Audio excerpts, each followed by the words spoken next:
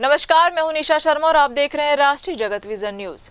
Heaven's Park Hotel के सामने 6 मई 2023 की रात हुई संगठित मारपीट और जानलेवा हमले के बहुचर्चित मामले में जिला अदालत ने बड़ा फैसला सुनाया है। मुख्य आरोपी रितेश निखारे उर्फ मैडी को 7 वर्ष की सश्रम कारावास की सजा दी गई है। उसके साथ ही कुल 12 अन्य आरोपियों को भी दोषी ठहराते हुए दंडित किया गया है।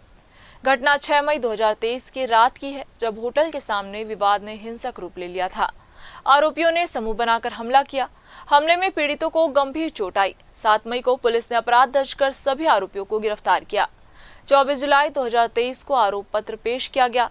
लंबी न्यायिक प्रक्रिया और साक्ष्यों की जांच के बाद 28 फरवरी 2026 को अदालत ने फैसला सुनाया।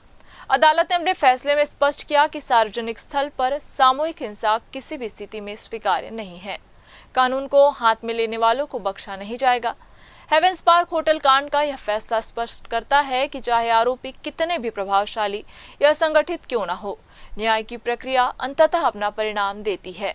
संगठित हिंसा पर अदालत की सख्ती आने वाले समय में ऐसे अपराधों पर अंकुश लगाने में अहम भूमिका निभा सकती है। फिलहाल इस खबर में बस इतना ही। देश प्रदेश की खबरों से अपडेट रहने के लिए हमारे चैनल को सब्सक्राइब करें और नई खबरों के नोटिफिकेशन के लिए बेल आइकन जरूर दबाएं। नमस्कार।